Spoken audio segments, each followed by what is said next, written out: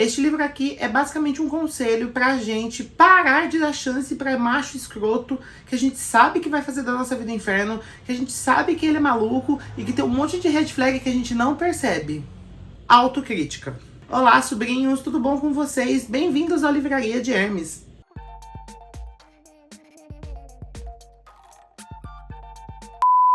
Hoje a review é desse livro que está ao meu lado, que é basicamente hipnotizante, você não consegue parar de ler ele.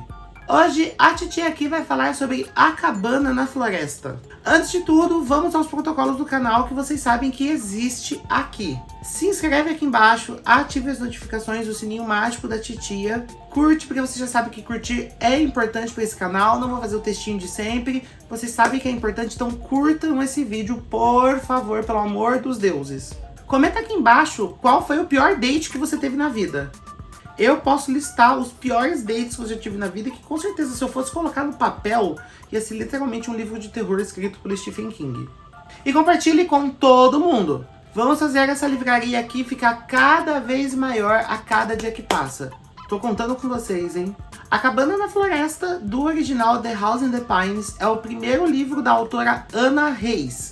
O livro foi lançado lá fora em 2023, mais especificamente em janeiro, mas só chegou às nossas terras veronis aqui no nosso Brasil Tupiniquim da titia este ano, mais especificamente em junho, pela editora Altanóvel, a Altinha para os íntimos, que inclusive me enviou esta cópia. Apresentações feitas, vamos à trama de A Cabana na Floresta.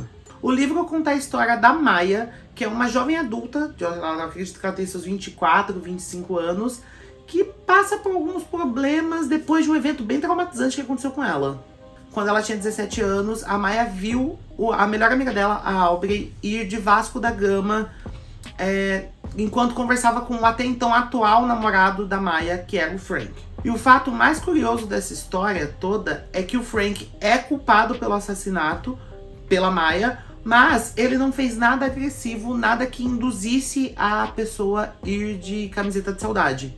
Então, para todo mundo, a Aubrey teve uma parada cardíaca, ela teve uma morte súbita, rápida e indolor, mas a Maia afirma que tem dedo desse ex-namorado lixo dela. Só que a Maia sempre quis provar que teve dedo dele, mas as pessoas acreditam que ela deve estar ficando maluca. Passam-se 7 anos desde esses eventos na vida da Maia e ela tá num outro momento da vida dela, ela tá morando em um outro lugar, ela mora em Boston com o namorado dela, que é o Dan, e a Maia, ela se tornou uma pessoa bem problemática depois do incidente da amiga dela morrer. O Dan não sabe muito sobre esses problemas psicológicos que a Maia adquiriu. Ele sabe que ela teve uma amiga que faleceu, mas ele não sabe como. Ela também não entrou em maiores detalhes. Até que acontece um fato bem curioso. Em um dia do mais absoluto Neida, a Maia tá mexendo no celular dela e aparece um vídeo pra ela, onde tem um casal no restaurante. E do nada, a moça, um casal hétero, né? A moça cai morta em cima da mesa desse restaurante e todo mundo entra em desespero, inclusive o namorado. E o namorado olha pra câmera na hora que ele tá sendo gravado, a câmera de segurança, e adivinhem quem é o namorado dessa moça que morreu. Se você falou que é o ex-namorado ceboso da Maia, você tá muito certo. Sim, é o Frank. Ele estava no restaurante junto com a moça e a moça morreu da mesma forma que a amiga da Maia, que é a Aubrey. Com o cão no couro, a Maia decide de uma vez por todas botar um fim nessa história, botar uma pedra nessa história. E aí ela decide voltar para a cidade dela, que é Pittsfield, acho que é isso, Pittsfield, e investigar e levar à tona de que o Frank tem dedo nessas duas mortes. E a Maia sabe até onde ela pode encontrar ele, tá, amor? Ela sabe que ele deve estar escondido na cabana que, segundo ele construiu com as próprias mãos, numa floresta isolada da cidade, que fica atrás dos fundos da casa do pai dele. E ela já foi lá e ela sabe chegar lá, então ela quer ter certeza de que tem dedo dele e ela vai atrás dele, custe o que custar, e vai levar ele para julgamento. Só que tudo isso pode ser uma grande ilusão da Maia e quando ela acordar, não ter Frank, não ter casa e muito menos é um tipo de assassinato. E isso é tudo que você vai saber da minha boquinha aqui sobre A Cabana na Floresta, tá? Sobrinhos, A Cabana na Floresta é um livro muito bem escrito, muito bem trabalhado. Ele é hipnotizante. Eu não tenho outra palavra pra falar pra vocês. Ele é hipnotizante. Você quer saber tudo o que tá acontecendo. Quando você começa a ler e começa a ver que tem alguma coisa de errado nessa história toda, você quer ir mais a fundo e tentar adivinhar o que tá acontecendo na vida da Maya, o que aconteceu, o que de fato rolou naquele dia. Durante a leitura você vai ver que existem duas Mayas na trama. A Maya antes do Frank e a Maya depois do Frank. A Maya antes do Frank é uma jovem de 17 anos que não tinha amigas na escola, o povo achava ela meio esquisita, então ela faz amizade com a Aubrey, que é uma amigona, que é ela diz que a Aubrey é muito bonita, que ela tem um corpo muito voluptuoso para a idade dela e que isso chama a atenção dos rapazes, mais dos rapazes do que mais para Aubrey do que pra Maya. A Maya é obcecada pela história de amor do pai e da mãe dela, que teve um final muito trágico. O pai dela foi morto pela ditadura guatemalteca, o pai dela era da Guatemala, a mãe dela era uma missionária da igreja que foi fazer uma obra nessa comunidade carente da Guatemala e estava no meio dessa guerra civil, né, do governo, e ela conhece o pai dela, e o pai dela, depois disso tudo, depois de meses que ela estava lá fazendo esse trabalho, acaba sendo morto por conta da polícia dessa ditadura, e a Maya é gerada, então, nesse meio de tempo, antes dele morrer, e ela volta para os Estados Unidos, né, para Pittsfield, onde a mãe dela conta essa história para ela, que foi uma história de amor muito rápida, mas muito bonita. A Maya também é obcecada pela história do pai dela. O pai dela era um escritor, e ele estava escrevendo um livro baseado numa cantiga religiosa, e ela ganha esse livro de presente do avô dela, do abuelo dela, e ela começa a ler e traduzir esse livro na biblioteca da cidade, e é aí que entra o boy lixo do Frank. O Frank trabalha nessa biblioteca meio período, e ele sente alguma atração muito bizarra e estranha pela Maya, porque toda vez que ele vê a Maya tá lendo esse livro, tá traduzindo esse livro, porque tá em espanhol, então ela tá traduzindo para o inglês. E aí ele começa a meio que se aficionar por ela, ele começa a conversar com ela, ele fala que já foi no lago, tem uma foto de um lago que o pai dela fala no livro, que contava isso pra mãe dela, que é um lago muito bonito. E ele fala, eu já estive nesse lago, eu já fui nas pirâmides maias, eu já fiz XYZ coisas. E ele tem um papinho. Como é que eu posso explicar o papinho do Frank? Ele tem um papinho de coitado, sabe? Um papinho pra boi dormir, esquisito. De que ele mora com o pai tá muito doente, mas a Maya nunca ouviu falar desse pai, nunca viu esse pai.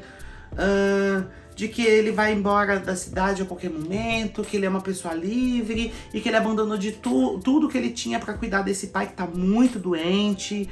E ele propõe alguns encontros, alguns dates mirabolantes pra Maya. Isso acaba atraindo a atenção da Maya, lógico. Só que é um papo muito esquisito. Eu não sei se é porque a titia é macaca velha de guerra, mas quando o boy vem com um papinho muito esquisito pra cima de mim, a titia já corta.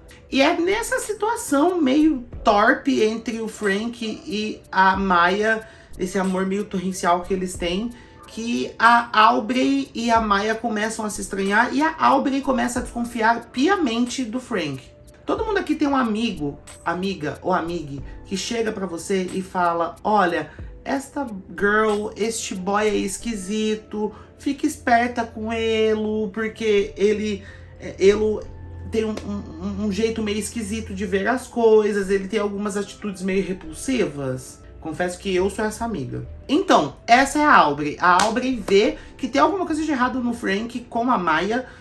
E depois de um tempo ele até começa a falar com a Aubrey. Eles meio que estabelecem uma amizade contra gosto da Maya. E a Maya não entende por que ela tava tão irritada com essa história, por que ele tava sendo amigo dela. Até porque a Maya fala que a Aubrey sempre foi muito desejada pelos meninos. Então ela acredita que o Frank vai trocar ela pela Aubrey. Mas a Aubrey tem um ponto e ela tá certa, viu?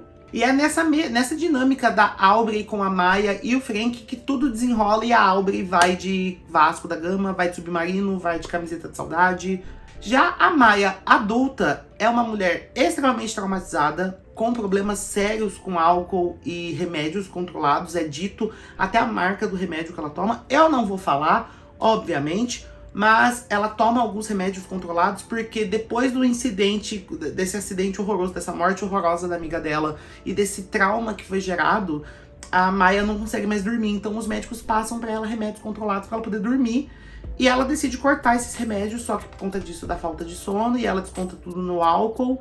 E ela não quer contar pro Dan, que é o namorado dela, pro Daniel, que tem alguma coisa de errado. E ele tá vendo, porque ele também não é cego, ele tá vendo as coisas, tem alguma coisa de errado ali na situação na vida da Maya. E acontece várias coisas bizarras nesse meio de tempo até chegar o dia do vídeo. Por exemplo, tá tendo um almoço de aniversário da família da mãe do Dan.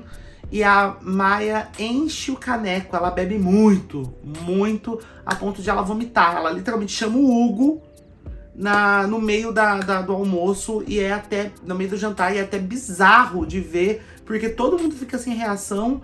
E quando eu li, eu fiz até uma marcação no Kindle perguntando se ela tinha cheirado o perfume de waffle da Virginia. Quando tem esse vídeo da moça morrendo no meio do restaurante e ela vê que é o Frank, ela começa a focar 100% nessa história, ela tem um hiperfoco gigantesco, e ela começa a querer provar pra todo mundo de que tem alguma coisa de errado com o Frank, que esse ex-namorado dela é lixo. E ela decide voltar pra Pittsfield, que é a cidade dela, e ficar na casa da mãe dela, que ela não tem uma boa relação depois de tudo que aconteceu. A mãe dela meio que não acredita nela também. Na verdade, ninguém acredita na teoria da Maya, né? Vamos ser sinceros.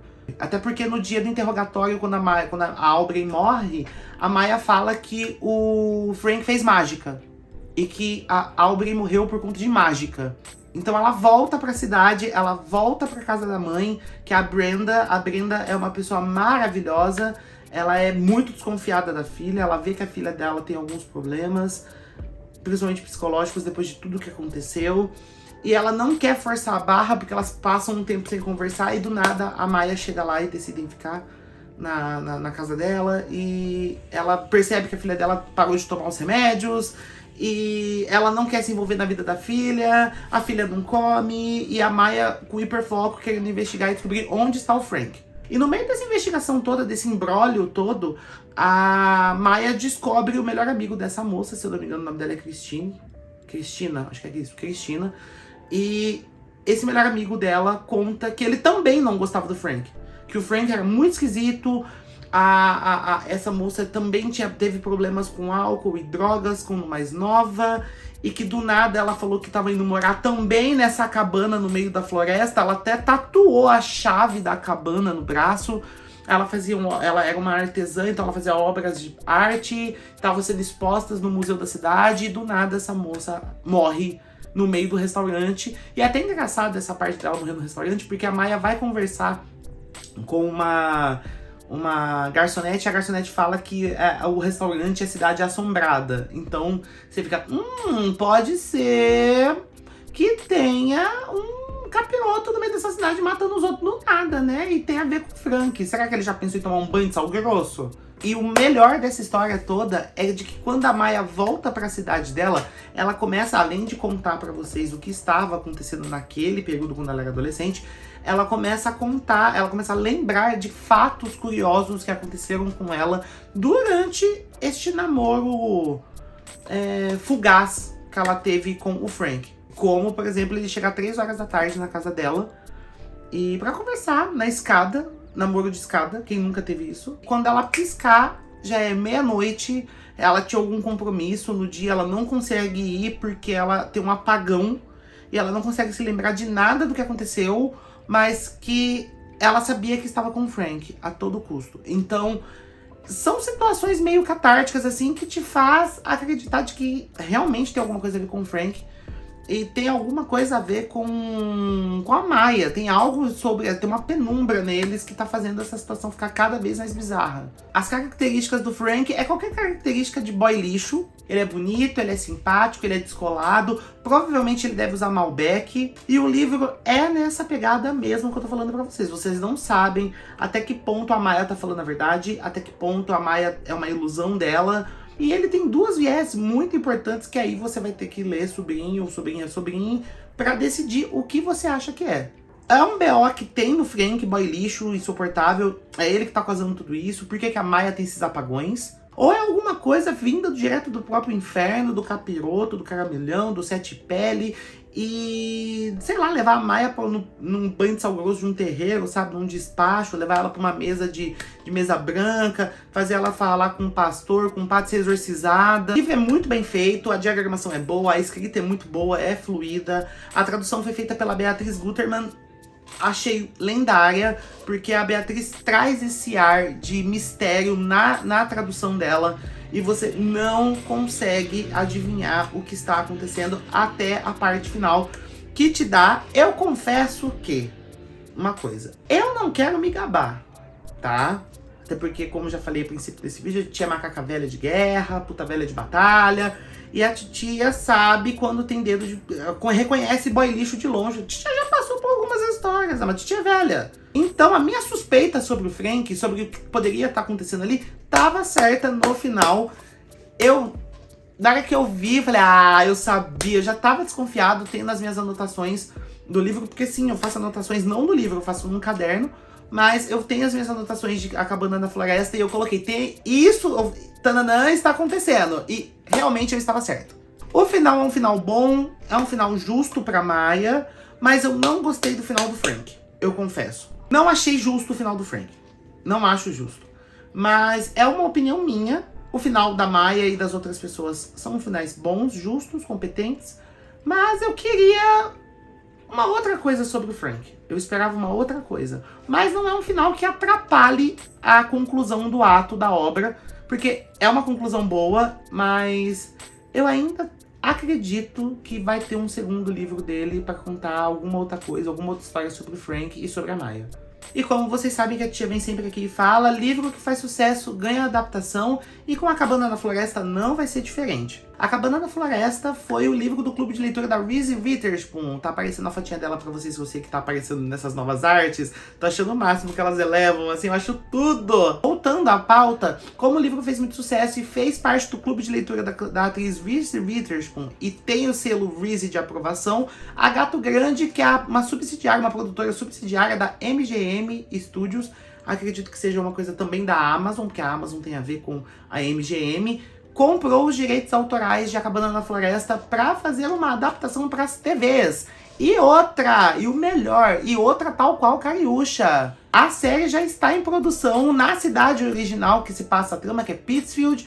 E no site da Ana, ela comenta os links de quando já começou que já tinha começado a seletiva para os atores. Então eu acredito que vem aí no próximo ano a adaptação de A Cabana na Floresta. E eu tô muito feliz, se bem que ele foi confirmada a adaptação em 2023. Estamos na metade de 2024, pois acredito que até o final do ano a gente tem um trailer, talvez, da série. Então vem aí a adaptação para as telinhas de A Cabana na Floresta. A nota que a titia atribui para A Cabana na Floresta é 4 chazinhos e meio. É um bom livro, é um livro que me prendeu, é um livro que me deixou tenso em algumas partes, porque eu queria saber o que estava acontecendo, eu queria as respostas, mas eu tirei esse meio pontinho por conta do final do Frank. É só por causa disso. O livro é muito bom, é muito bem escrito, é muito bem trabalhado, é tenso, mas eu acho esse final dele que me pegou. Foi uma coisa que me pegou e eu não tava esperando esse final. Por conta disso, é 4 chazinhos e meio. E é isso, sobrinhos! A Cabana na Floresta é um livro bem escrito, muito bem trabalhado, muito bem traduzido. Muito obrigado, Beatriz Gutermann, por ter traduzido essa obra. Obrigada, Altinha, Dona Alta Novel, que me mandou a minha cópia. E eu só comecei a ler A Cabana na Floresta por conta de Dona Karina Yama. Vou deixar esse momento de notas, de agradecimento para Dona Karina Yama, que tava lendo A Cabana na Floresta, também é parceira da Alta Novel. E ela tava lendo e ela tava colocando muito nas redes sociais delas. E falando em redes sociais, no Instagram, vou pedir para que vocês me sigam em todas as minhas redes sociais que estão aparecendo aqui embaixo. Todas @livraria de Hermes, exceto o X-Wigger, que vocês sabem que o boy lixo da Grimes, né, o ex-marido da Grimes, o pior date da vida dela, que depois ela, quando terminou com ele, postou até que tava lendo um manifesto comunista. Elon Musk tirou o meu dedo do X-Wigger e lá então fica @livraria Hermes. Um super beijo pra vocês e até logo. Tchauzinho.